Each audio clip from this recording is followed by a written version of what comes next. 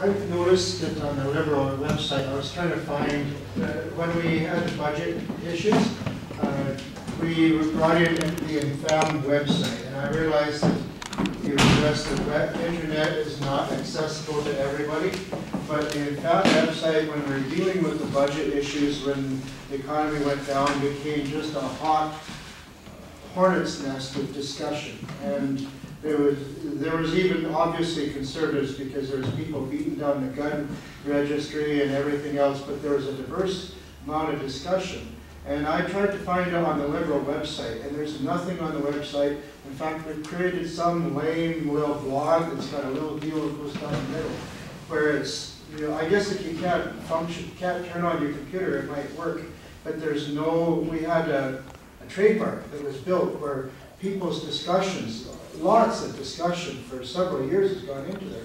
And now we've just sort of pushed it off the side, and the discussion's gone down to, you know, 2 discussions from this person, 3. You mean now, right now? Right now. After the election. They just totally dropped it, found it's sitting off the side, being run by volunteers, but nobody's brought up to the forefront. It's something that was already built by the party. It's just been disbanded off the side. It's still running, but they've just got this blog. I don't see that as an action of the party of bringing in discussion. It's almost as if it's making it like we are taking discussion, but thank you, and then they tell what they want. Well, actually, the reason that you haven't seen a very active internet site, etc., is because, you know, it's being rebuilt. Secondly, you talk about volunteers doing it. Yeah, it's got to be volunteers doing it.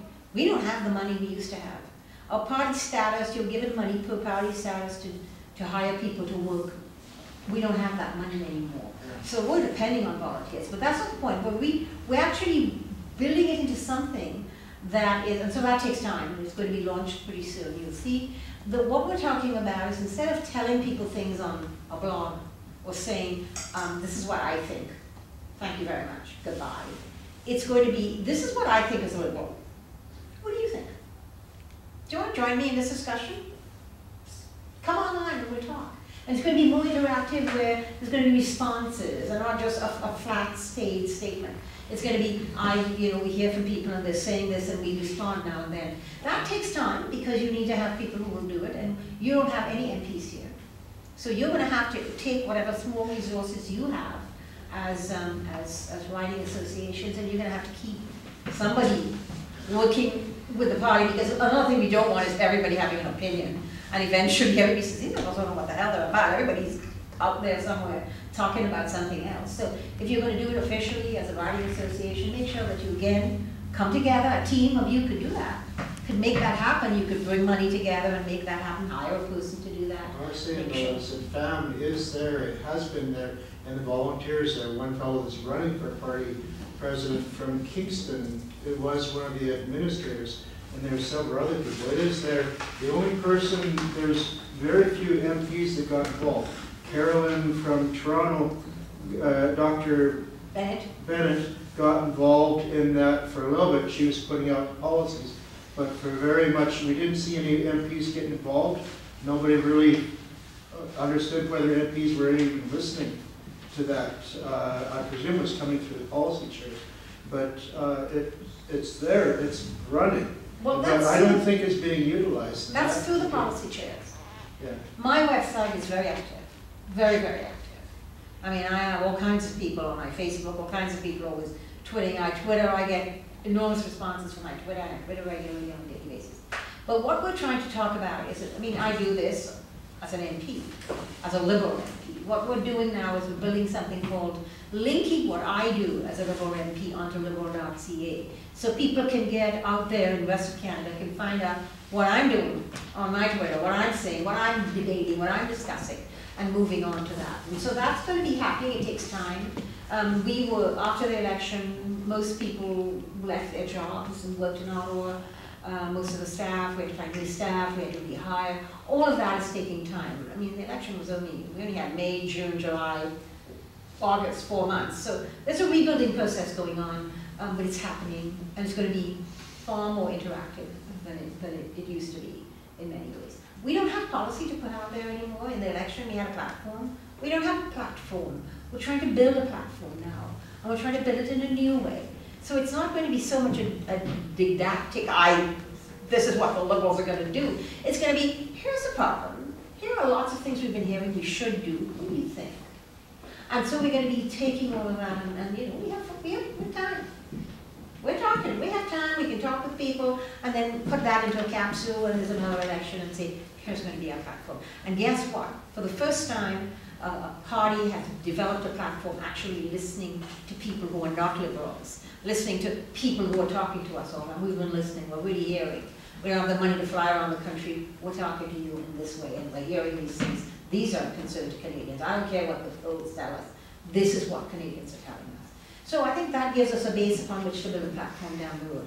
But we've always been doing this 2-year stint, we now have 4 years. So we will take our time and we will build a machine that will work, and we will build a machine that will be stable, and we'll build a machine in which everybody is going to have input, and we're going to be able to develop a new model of how we do things. And that's what we're working on right now. Any other questions? Yeah? I will try not to editorialize on this, but you just mentioned something that is the party problem. You just said we don't have a platform right now. We have had policy conventions for the last 10 years and probably years and years before that.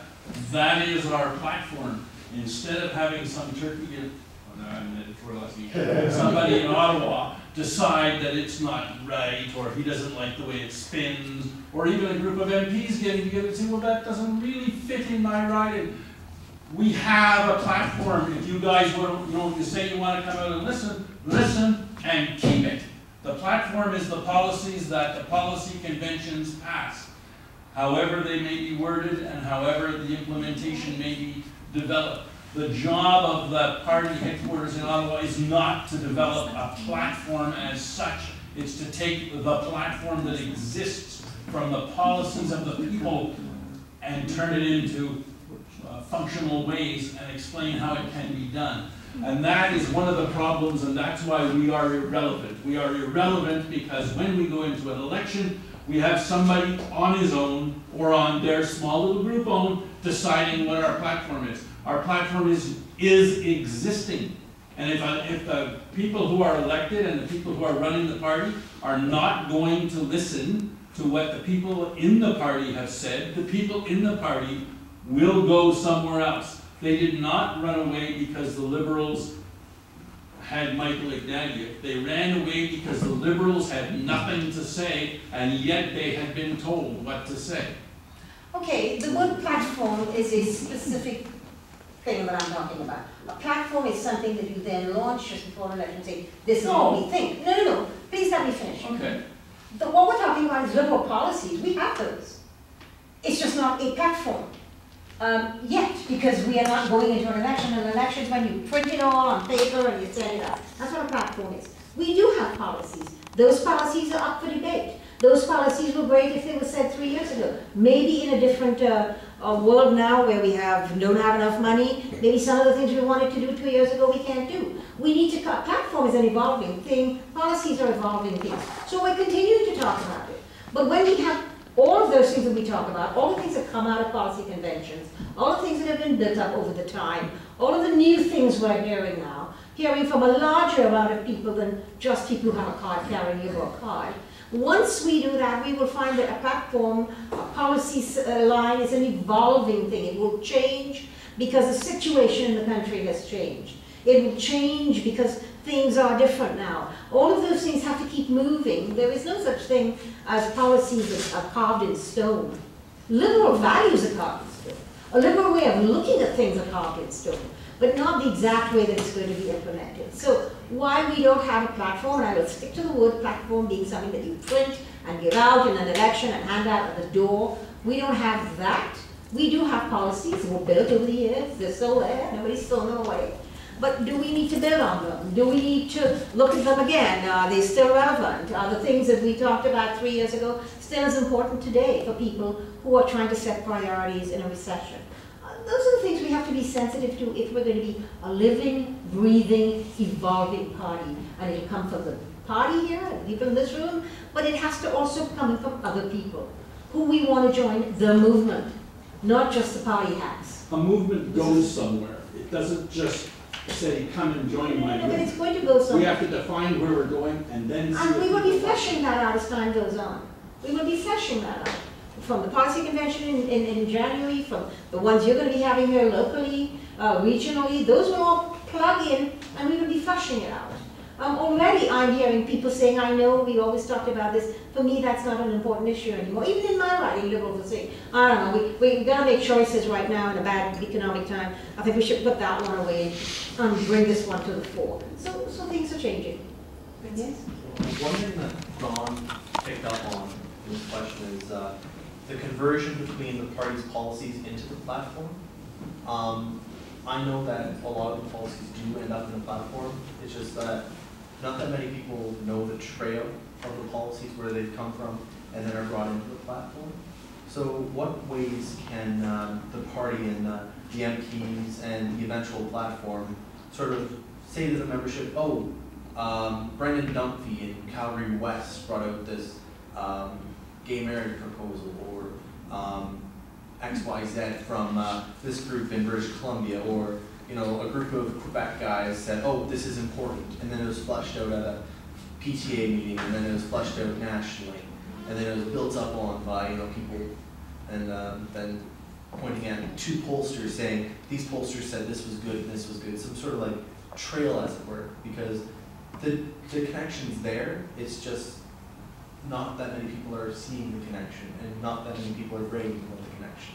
But if those people, their policy convention have that, they will see it reflected. They'll say, we said housing was important in Calgary, West, and Calgary Centre believed that housing was important, but you'll find that in fact, in British Columbia, 6 ridings said it, and in Winnipeg, 4 ridings said it. So if you're going to put a trail like that, you're going to have to say, well, good grief, It's going to be 200 ridings brought this up as a priority for them. And so the point is, do you follow that trail? You can do it online if you wish, but if you're writing what I consider to be the platform that you write and hand out during an election, it can't be a thing that thick. Oh, definitely. So, but I think that if you feel, what I'm hearing underneath that question, people don't feel that what they brought forward as important is reflected in the platform. I'm hearing in the question I was asked earlier on by a colleague that what they don't see is all of that reflected in the actual wording of the platform. What they see is all of that comes, it goes into a big bin somewhere, and then somebody pulls out pieces and some little group of people say, I don't think that's important, I don't think that's important.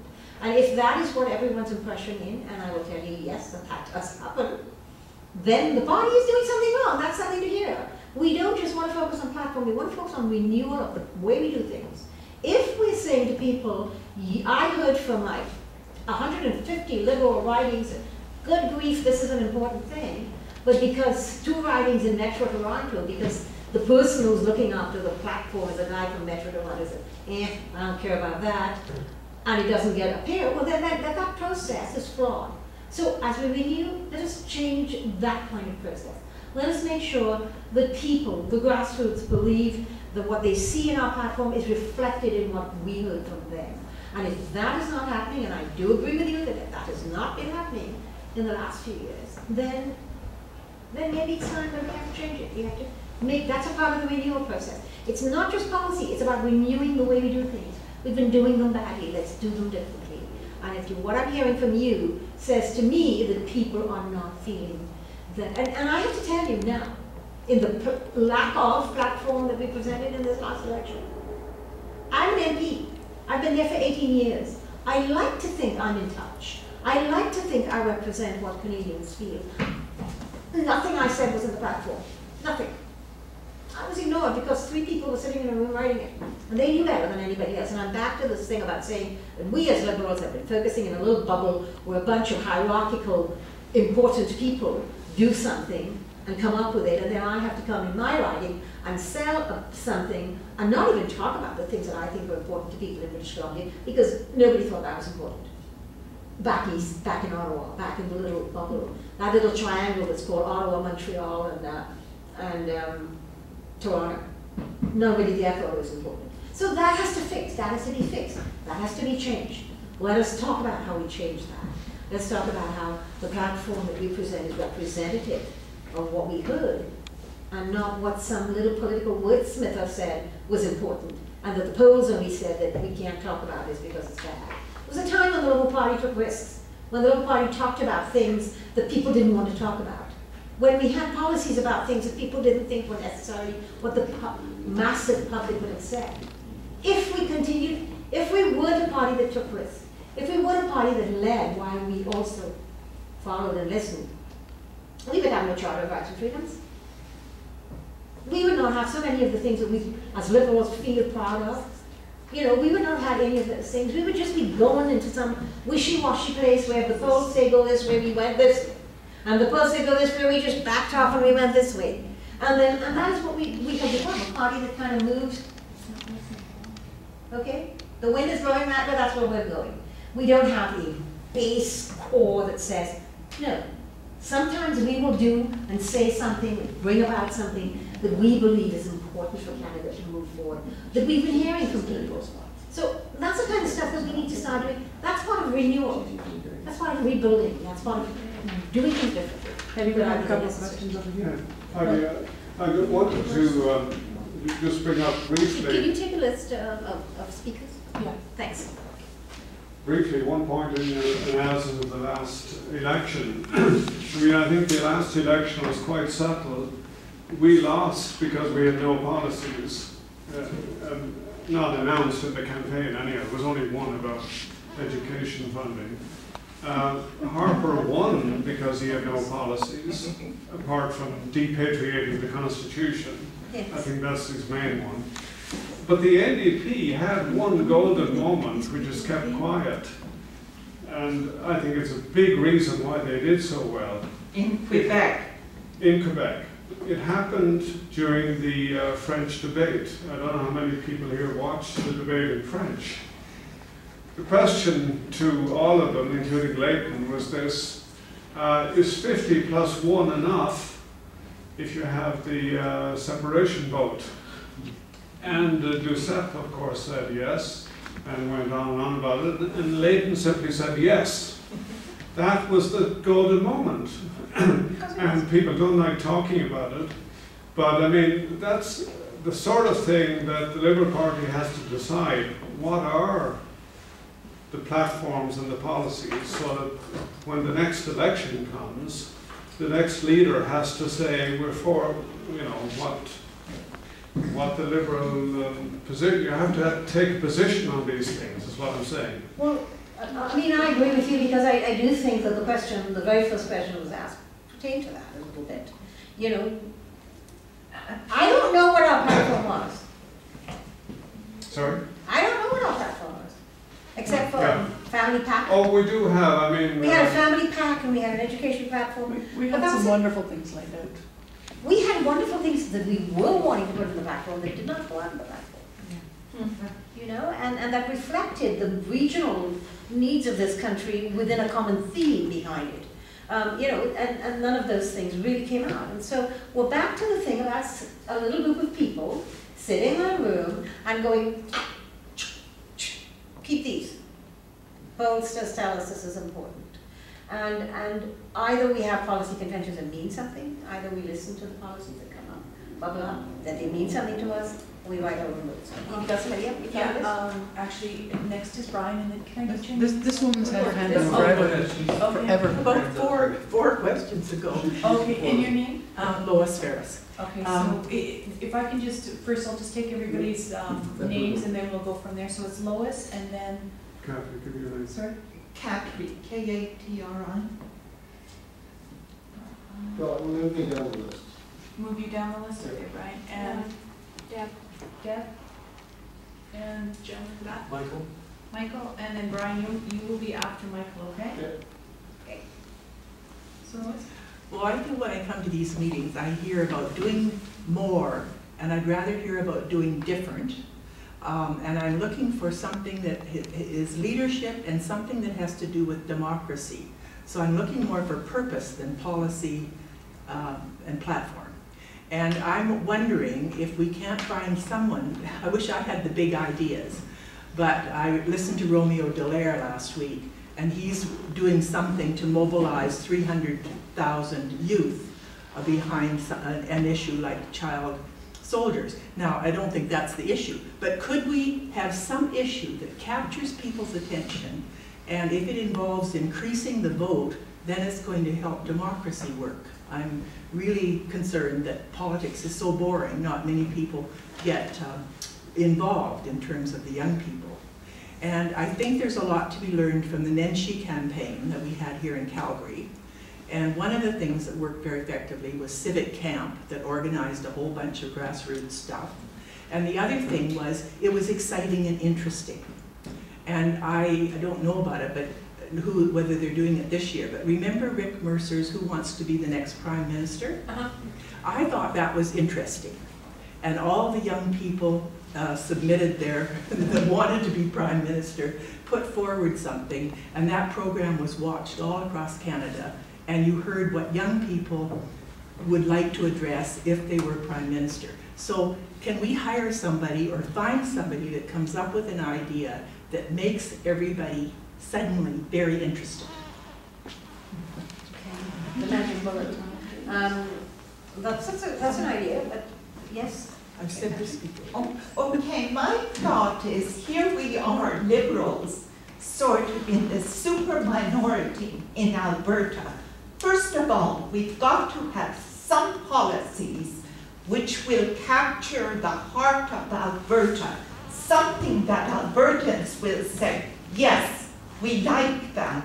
I am just wondering whether a refinery or something, instead of shipping all our tar sands south, why not keep something Canadian? Because at some point in time, we're going to run out of tar sands, or they'll start a war between Canada and US because we want to stop shipping. Something that will make Albertans say, yes, the Liberals care about us. They want to create jobs in Alberta. This is the kind of thing we need, because most of our friends are all conservatives because they're in oil and gas. And, you know, you can't say liberal. Liberals are bad. And that's most of the province. You've got to turn it around. Well, that is an excellent suggestion, actually. I must say that in British Columbia, where 80% of British Columbians oppose pipeline, oppose shipping down from Prince Rupert all the way down the coast, where every municipality is opposed to it in the province, we have to find something to do. And it's interesting to note that now in Port of Vancouver, where we ship oil, which is refined and brought back up to us, people are talking about that. Why aren't we doing our own refining more here? So what we're sending is not that crude that can pollute as much. And that because we've been sending, you know, gasoline down in pipelines for, I don't know, since 1921 or whatever. So talking about refinery, you're absolutely right. Bring jobs, because, you know, it's about jobs. We should be talking about jobs around here and not about how many taxes do we cut in order to make us balance books. And that's an excellent idea. I'm going to take that back. That's a good one. It also worked for British Columbians because it will resolve the problem of the shipping thing. So good idea. Very good idea. Jeff? Me? One next one? So I think Harper got it in January 2004, is that correct? As a minority? 2006 he got in as a minority. So he was in, and historically it's 18 months, and he was a minority for years. And so right now the Liberals are one of the opposition parties. The NDP are the first, and then the Liberals. So I think, my suggestion is the Liberals have to do a good job of being an opposition party. Because I have heard so many people say that once Harper got in, a minority, that the Liberals just fell apart and they were wishy-washy, they didn't have any programs, they didn't have any focus, they kept flopping around, they didn't have a proper stand, and they weren't even able to be an effective opposition party. So why would you vote for them to come in again when they weren't an effective opposition? Right now they have to do a good job of being an opposition. As the health critic, I'm wondering what you're starting to do now in preparation for the health accord that has to be renegotiated for 2014. Well, actually, when we were in the House prior to summer, practically every second question I asked was about the Accord.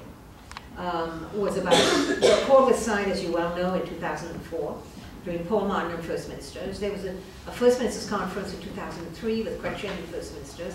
Then Martin met with them in 2004, signed the Accord, put $41 billion into the Accord with a 6% escalator to sunset in 2014. And was written a whole lot of objectives of things that needed to be do in order to manage the system differently and look at creative, innovative, and more effective ways of getting Medicare. He then held an Accord in 2005. There has been none since Harper took place. No First Minister's meeting on health. A lot of things that the Accord was supposed to achieve by 2014 have not been achieved. And in all of the reports, whether it's the Wait Times Alliance or the Canadian Health Council, everyone is saying the same things. The things that have stalled, and that have stalled since 2006, have been because there is no federal leadership to move it forward. Pan-Canadian pharmacare strategy, home care, human resources where people can be given pan-Canadian, doctors can be licensed to practice in Canada, not just in a province. Nurses can move from place to place wherever it's needed. None of those things have moved because of that. So I've been asking questions on that. And then the next thing I'm saying is, then, if we have achieved the things we were supposed to achieve in 2014, then we need to talk about what is going to be in a new Accord. Exactly. If we write one. But and I've been asking those questions, I get the same answer, we support the Canada Health Act. Good, that's the answer. You can ask questions, you never get the answer. We're having a roundtable on the 7th. Bob and I, we're going to have 4 roundtables during the course of the day. 2 of them are on the renewal and sustainability of Medicare and the Accord, the failed Accord and a new one. Then another one is going to be on mental health and mental illness, which is a huge chunk that's not there. Yeah. And then the third one is going to be on, the fourth one is going to be on public health and health promotion and disease prevention, which is something that we're very concerned about. We ask questions. I think we're going to up our game under the interim leadership of Bob, in which we're going to really go after them on substantive issues. There has been a tendency, many of us believe, over the last few years when we've been in opposition, for the people that are running the little strategic planning in the corner, that do question period every day, to say, let's go for the gotcha. Oh, look at that. Oh my gosh, that's today's news. Let's get your gotcha on it. Whereas if you look at the NDP, who had been a professional opposition since the inception of the Federation, knew how to do it. They would go for the gotcha in the first 3 questions, the thing that's on the front page today, and then they would hammer back on the same old things. Kaboom, what are you doing about this, our importance of Canadians? And I think we need to look at how we do that better and differently. One of the things, if you recall, under Turner, when we only had 40 of us, was we had the Rat Pack. Okay, do you remember the Rat Pack? I don't know if you know the Rat Pack. Sheila Cox, Don Boudria, Brian Tobin, who used to literally wallop on the substantive issues, wallop the heck out of it, never let the government even sit down and take a breath. And those are things we have to think about doing and re-strategizing differently. But we have been, number one, the top 3 issues was, the number 1 is healthcare. And so I have been going around the country meeting with people, looking at some of the models, looking at some of the issues. And at this meeting, it's going to be something that we will pull together to talk about, you know, really, why is the Accord failed? The Canadian Medical Association last week met in St. John's, Newfoundland, and they had 2 very important resolutions that were unanimously passed. The first one was that the Prime Minister hold a First Ministers' Conference immediately. There's been none since 2006. That shows no interest at all in the Accord or in Medicare or in healthcare sustainability. The second one is about disease promotion, disease prevention and health promotion, and public health. And that is the fact that we insist not only on exporting asbestos, which is a known carcinogen, Yes, that's right. but that that's blocking, we're the number 1 blocker of putting it on the hazardous products That's right. list on the Rotterdam Convention. So in other words, we're exporting something that we ban here because we think they're bad for the health of Canadians. But we don't mind sending them to the third one they should. Who cares if they live or die? So that's the first thing we're saying. The second thing is we don't even want to warn them that it's a hazardous product and that there are particular ways to handle a hazardous product. So this is the kind of stuff that we're going after as well. And the Canadian Medical Association just said to the federal government unanimously, including Quebec doctors, said this is unacceptable that Canada is doing this in the world. So maybe you need to access the media and get stuff out in the media more as part of your opposition role. We are doing that. We do have media strategies, but I am here to tell you that the media tend not, like, I went after, I don't know how many questions I asked on the accord and sustainability of Medicare. You know, even being in the Prime Minister's face and saying, we know you said, when you wrote your firewall letter to Ralph Klein, that the provinces should raise their own money for healthcare. We know that you want to balkanize healthcare. We know you don't support it. Why are you not doing this? Is that the reason you're not holding a First Minister's Conference? And then he would never answer, so the Minister of Health was out and say, we support the Canada Health Act. Over and over. And then the media would not print those. Because the media would likes salacious scandal. And that is one of the reasons why, at question period, you see political parties going after the scandal. Like, who cares? Some of these things that we ask as questions, we and the NDP ask, it's like, who cares? Most Canadians don't care. You know, that Minister X was sleeping with some woman who, whatever. Nobody cared, but that would be the question, day after day after day. But the other questions were being asked, and the media never mentions them because they're not scandalous enough. And we now have media who print scandal. It's like every media has become the National Enquirer. They don't want to care about policies and anything that's interesting or going on. They continue to do this kind of scandal. I had a press conference about 3 weeks ago in Ottawa on the Accord and on exactly what I'm talking about now. And CBC covered it, and the national media covered it. It was a one-day wonder. Next day it's gone. So you're battering the media. You can't make the media do anything, you know. Unless I do a press conference in Nuda, I might get 6 days worth of media. But the bottom line is that if it's not a scandal, so we have to find new ways of communicating. We have to find new ways of, how many people know in Canada that Carolyn Bennett, who's a physician, and me, and Keith Martin, who was a physician before the election. No, after the election, Keith wasn't there. And then we have, what's his name? One of the, who's not a physician, but is in the healthcare field, a senator, came and stood up, and Chrissy Duncan, and actually demanded that money be put into clinical trials, really clearly well-respected clinical trials, to look at the issue of MS and the blockage. Let's do a good clinical trial instead of what is going on now. That was, again, it was reported that night, we were on TV, and then next day, gone. So that's a huge issue, it's a problem, I recognize it, you pinpointed it, but it doesn't mean we're not doing it. Doesn't mean we're not doing it. And could the Hansard, isn't Hansard what goes on in question period? Yes. Could that not be made available online? It is available. It is. Is it? Oh. It is, and I'll tell you, every time I ask a question, I put it on our website, kaboom. Anybody can access. Anybody can get access to Hansard.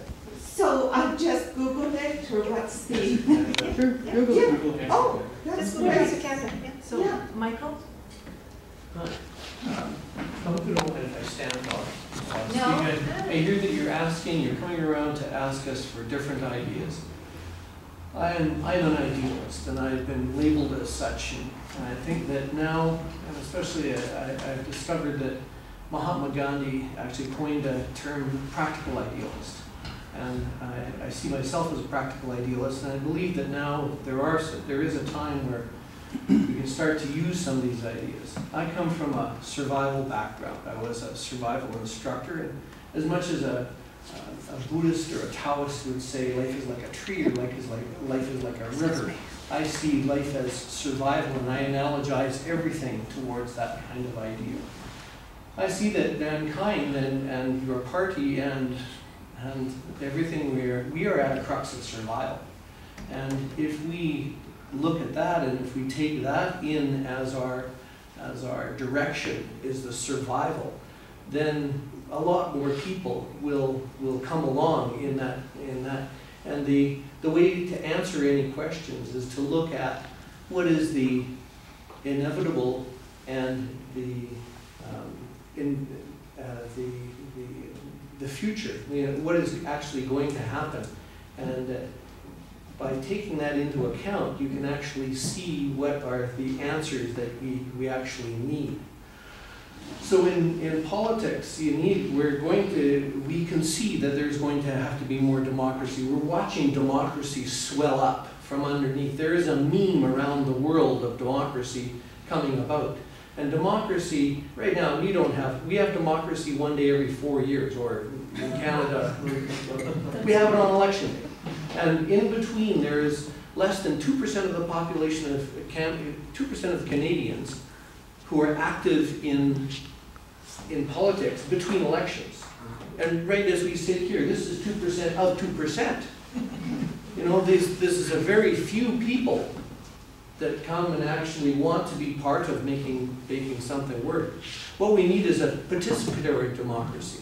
And when we have that grassroots participatory democracy that is both accountable and predictable. And the predictable is when somebody says, this is my platform, this is why I want you to vote for me, and if you vote for me, this is what I'll do for you, that they actually do it. That has not happened as yet. And the problem that has happened in Canada, we have the Liberals and the Conservatives, and we've had 140-some years of Liberals and Conservatives only, nobody else. And it's gone Liberal, Liberal, Conservative, Conservative, Conservative, Liberal, Conservative, Liberal, and it's been ping and pong, ping pong, ping pong, ping pong, back and forth. And we don't ever vote somebody in because of their great ideas. We vote them out because of what they've done. So what we need is to have predictable, something that is clear. And it can't be just the Constitution or the policies or the platform that has been so far, because anything can be justified. And if you take a Constitution, and what has happened is that when people vote for the Liberals or the Conservatives, they don't know 2 years later, there's an issue that comes up, a bill that comes up, and according to what they said back at the election, I don't know which way the Conservatives are going to vote or the Liberals are going to vote on this particular thing. They could justify it however they want. And you know how that actually works, and that there are lobbyists, and the decisions are made by those people who have sponsored people to get into power, and now they owe them something, and they are offering that I will sponsor you in the next election, and therefore if you want that, well, you're going to have to listen to what I'm saying. And that kind of thing happens too much. And what we actually need is the power of the people. And we need to have a participatory democracy that is predictable and accountable. And if we work towards that kind of thing and offer people that this is what you're going to get, say it ahead of time, and then actually do it. Because we keep getting these promises from different parties, and it doesn't actually happen. Now, what you were talking about earlier of that we get complacent, we get arrogant in our situation, and our survival is not at risk. We don't have to fight anymore. So we don't actually do what we're looking for, because then we're looking at the next election, and is this going to hurt us? And so many decisions are made just so that, well, in our time frame, we can't make a decision because it's too long range and it might benefit the next guys who get into power. And that is crazy. We need to be able to look and say, this is what's best for humanity, best for Canadians. This is what's best for our constituency, and make that decision. And the power of the people, the constituents, should be more powerful than party line. And just that there, to have that. If somebody was to say that, I am going to honor what I say. My platform is that I will represent you above the party. Now, what are you going to do about that for your survival? Can anybody survive by saying that? You're not allowed to say that as a candidate. So we have the party has to say that the constituents are going to be have the most power. And I just want to conclude by saying that if we're just doing what is right, just doing the right thing, and going towards the survival of what is best, people will flock according to that, and there are more people that didn't vote than voted for any one candidate in every riding across Canada. So if what we're doing is we empower those people who didn't vote, and we don't have apathy because people are lazy. We have many people who are brilliantly astute in the recognition of futility. People who, why should I vote? What's the difference of the Liberals and the Conservatives? They're going to do what they want We need anyhow. you to stand up and run for office. You know, that's who I am. I ran as the independent in this electoral district in 2004 and 2006. But, There you go. and all I was saying is that the constituents, and I got a standing ovation from most of the people at the All Candidates Forum, because I said, I said that the constituents should have more power than party line. And Jim Prentice leaned back and went like this to me after, and then he was the person who, of the Conservatives, he was the guy who said that he went against what they said about the gay marriage law, and he was the only guy that did it. He said, well, I polled my constituents and I believe that they want me to vote this way. And what he was actually doing is he was going to that one independent who that's his only thing he was saying. So I couldn't run anymore because that was the one thing I was saying, and he could always say that, oh, but I'm listening to my constituents. And so that's the only thing that I'm really trying to push at one time. You can always be involved in some other way then. Well, and I will from the background, but I'm offering to you, Hedy, that if you pass on up the line, that what we're looking at is to just do the right thing and never mind the survival of the party, never mind the survival of each one of us as we're going.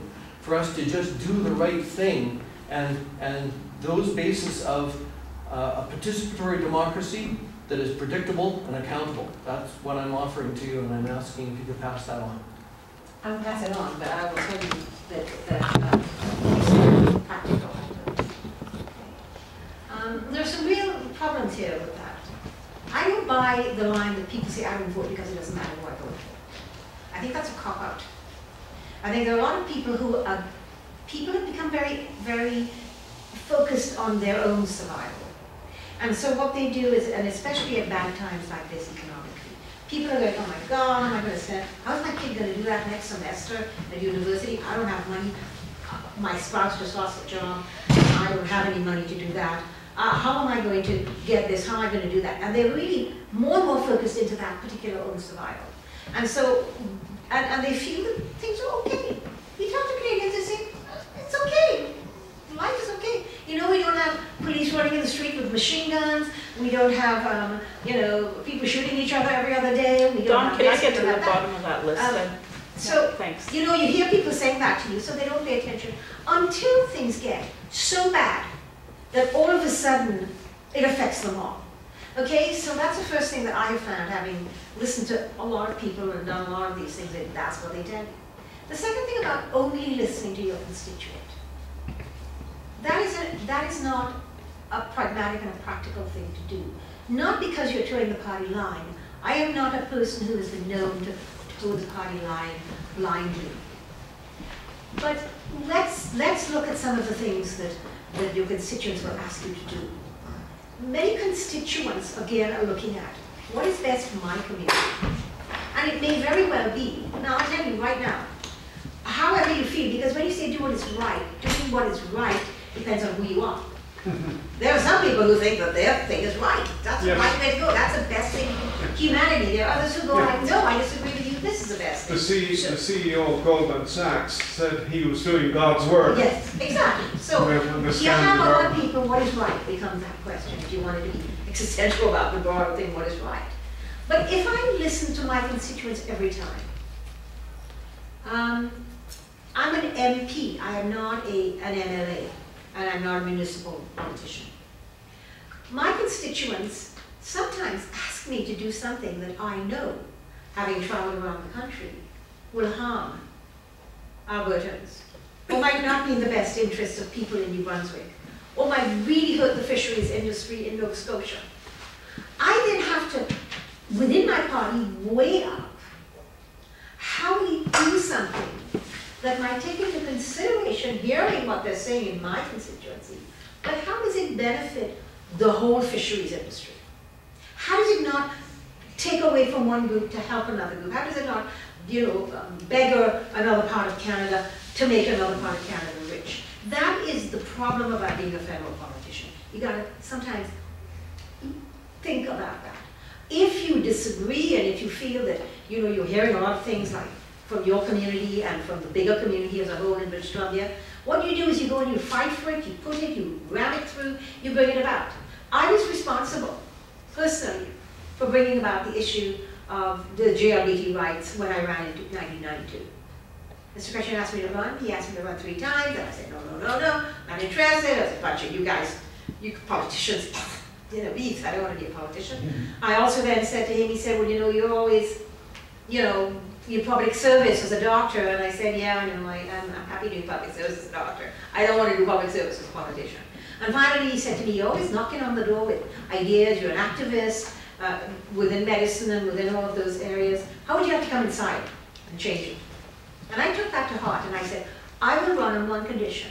As a physician, I have seen what happened with the AIDS epidemic in the 80s. I have patients. I have seen a lot of the pain that the inequality for this particular community has caused them. And I said, if you will amend the Canadian Human Rights Act to add sexual orientation, here's a minority group, as a prohibited ground for discrimination, I'll run for you. He said, I can do that. He said, we did that charter and we left out that because the provinces didn't want it way back then. And I said, okay, give it to me in writing. He did.